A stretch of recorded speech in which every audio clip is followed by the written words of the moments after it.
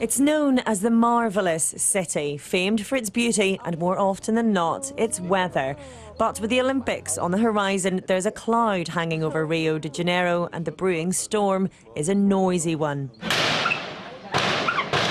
This video of a gunfight was filmed earlier this month. 2 policemen died in this battle with drug lords, and many videos like it are being shared on social media as an upturn in violence claims lives on all sides.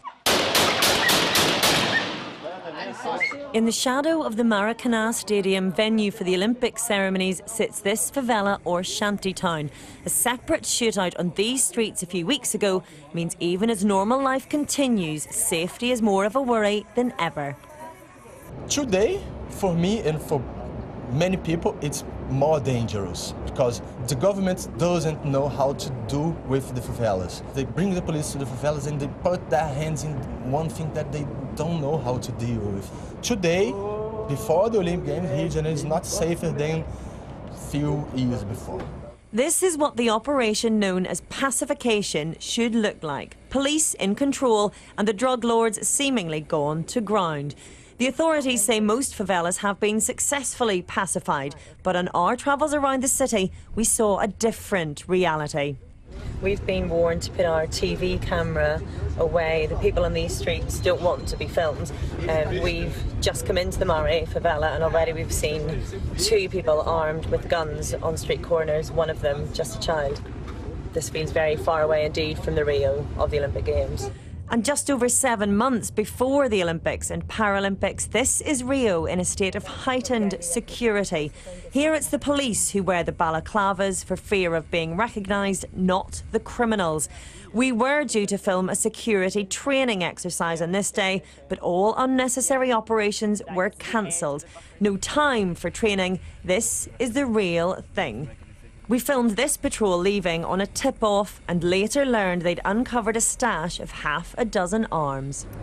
Outside the Olympic bubble, violence is still very much a reality on the streets of Rio de Janeiro. Here at Jacarezinho favela, 2 police officers were shot dead just 2 days ago. Now, military police are on patrol. At worst, the tension that can very much be felt here could spill over to the sanitised world of the Olympic Games. At best, important resources are being diverted, putting potential strain on security elsewhere.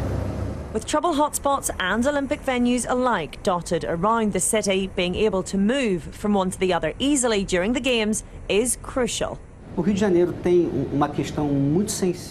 has a very sensitive problem with mobility. With an event that demands a lot of synchronicity with many things happening at the same time and lots of official events, any significant impact on mobility can affect the security organisation for the Games. We're putting lots of plans in place to make sure that we're covered.